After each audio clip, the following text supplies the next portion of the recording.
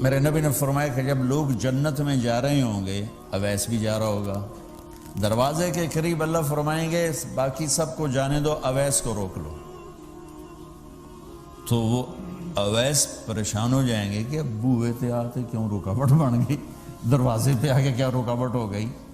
تو وہ کہیں گے یا اللہ آپ نے مجھے کیوں روکا ہے؟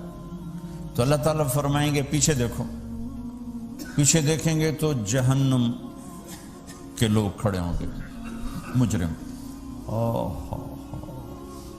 کہیں گے اویس تو نے مجھے خوش کیا ماں کی خدمت کر۔ کیا کہا؟ ماں کی خدمت کر کے۔ جو بیچاری مائیں ذلیل ہو رہی ہیں، یہاں زیادہ ہوتی ہیں، پاکستان میں کم ہوتی، پر ہوتی وہاں بھی ہیں۔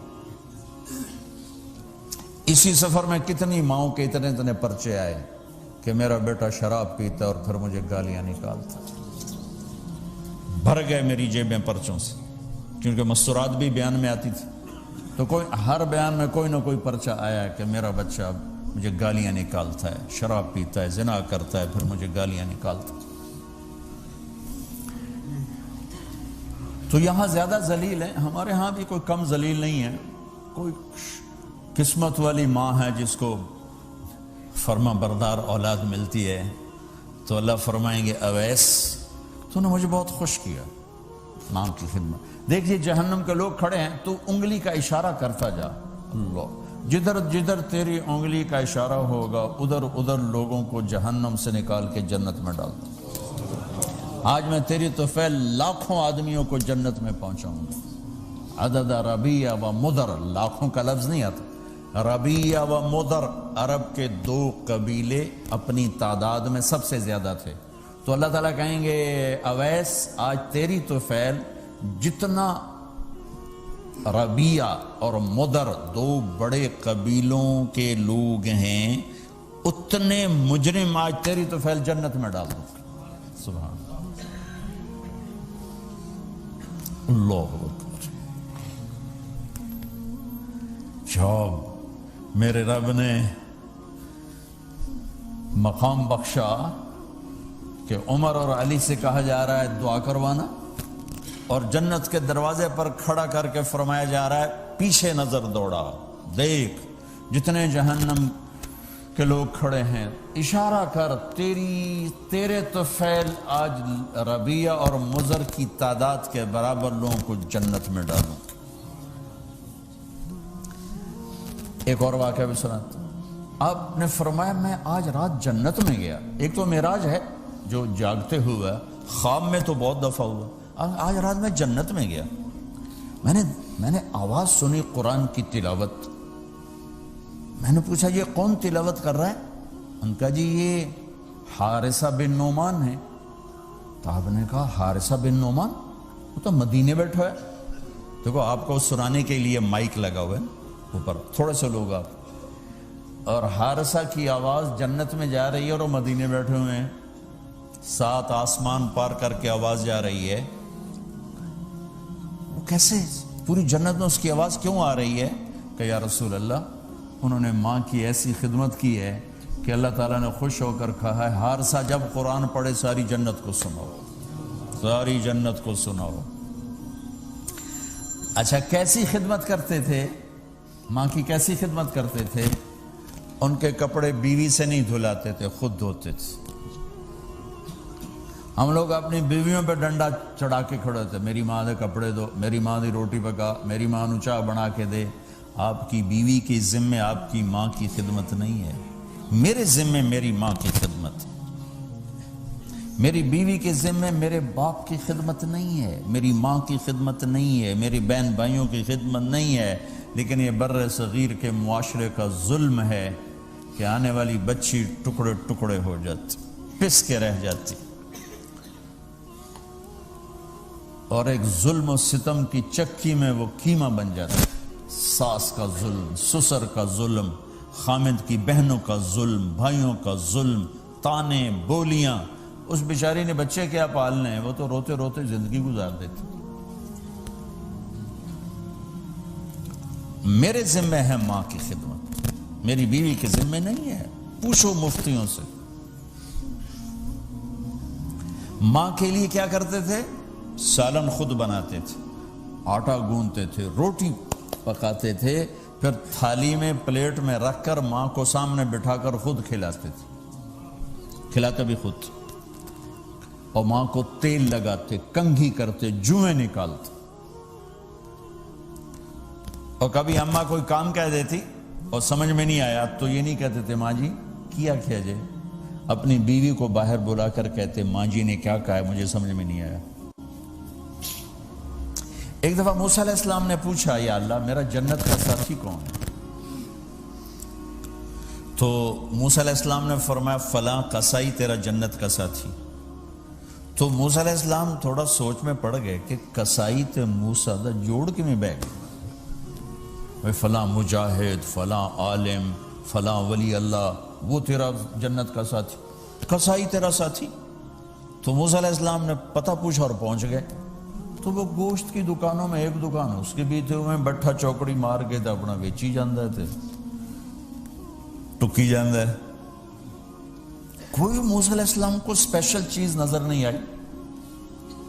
جب شام کو وہ چلنے لگا، جب وہ اس کا گوشت ختم ہو گیا تو اس نے ایک ٹوٹا تھیلے میں ڈالا اور چل پڑا، موسیٰ علیہ السلام بھی ساتھ چل پڑے۔ وہ گھر پہنچا تو موسیٰ علیہ السلام نے کہا میں آ جاؤں؟ کہا جی آ جاؤ۔ اس نے وہاں جا کے کیا کیا، بوٹیاں بنا کے ہانڈی چڑھا دی، پھر آٹا نکال کے گوندھا، اس کو نرم ہونے رکھا، سالن تیار کیا، پھر روٹی تیار کی، ٹرے میں رکھا۔ ایک عورت اس طرح پڑی تھی، اس کو جا کے ہلایا، ماں جی، آنکھ کھولی، ایک ہاتھ سے اٹھایا، سہارا دیا، دوسرے ہاتھ سے نوالے بنا بنا کے کھلاتا رہا، کھلاتا رہا، کھلاتا رہا۔ تو اس نے یوں سر ہلایا کہ مطلب میری بس۔ تو اس کا منہ صاف کیا اور اس کو سہارا دے کے لٹانے لگا تو کچھ بڑبڑائی۔ موسیٰ علیہ السلام ذرا فاصلے پر تھے، سن نہیں سکے کیا کہا۔ موسیٰ علیہ السلام نے فرمایا میرے بھائی یہ کون ہے؟ کہا جی میری ماں ہے، اور میں جب صبح جاتا ہوں نا کام پر تو اس کے سارے خدمت کر کے روٹی پانی کھلا پلا پھر میں جاتا ہوں، پھر جب شام کو واپس آتا ہوں تو پہلے میں اس کی یہ خدمت کرتا ہوں۔ بیوی سے نہیں کہا، خود کیا۔ ہم اپنی بیویوں کو کتنا ذلیل کرتے ہیں، اور 99% جو ساس ہے وہ نیگیٹو ہے اور ظالم ہے۔ 99% ساس نیگیٹو ہے اور ظالم ہے، اور ہمارے بچوں کو ہوش نہیں کہ میری ماں ہے، میری ماں ہے۔ ماں کی وجہ سے بیوی کو تباہ نہ کرو، اور بیوی کی وجہ سے ماں کو تباہ نہ کرو، اس میں بیلنس کرو۔ بیوی کے عشق میں ماں باپ ذلیل نہ ہو، اور ماں باپ کے عدم میں بیوی ذلیل نہ ہو۔ یہ دونوں نوحے میں سن رہا ہوں، اس لیے بول رہا ہوں، دکھ سے بول رہا ہوں۔ کہا جی میں شام کو پھر اس کی خدمت کرتا ہوں، اب بچوں کو بعد میں دیکھتا ہوں۔ کہا اچھا یہ بتا یہ کیا کہہ رہی تھی؟ لٹا رہے تھے۔ کہنے لگا جی بس ماں جو ہوئی جب بھی خدمت کرتا ہوں تو کہتی اللہ تجھے جنت میں موسیٰ کا ساتھی بنائے۔ میں تو جی کمی کسائی تے موسیٰ کلیم، میرا دا کی جوڑ ہے۔ میں کہا پترا تیرا جوڑ بنا چھڑے تیری ماں۔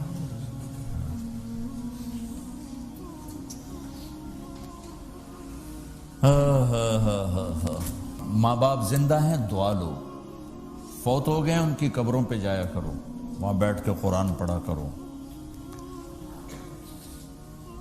جو بچہ پڑھے گا وہ اتنا طاقتور ہو کے ماں باپ کو لگے گا، اگر وہ فوت ہو چکے ہیں۔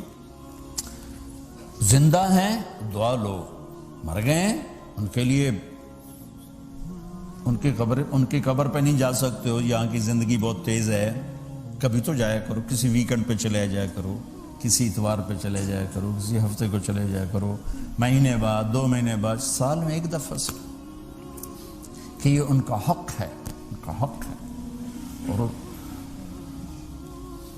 ابن القیم رحمۃ اللہ علیہ نے ایک واقعہ لکھا ہے کہ عبداللہ بن مطرف رحمۃ اللہ علیہ نے خواب دیکھا کہ قبریں پھٹیں اور لوگ نکلے اور کوئی چیز ایسے اٹھا رہے ہیں، ایسے اٹھا رہے ہیں، ایسے اٹھا رہے ہیں۔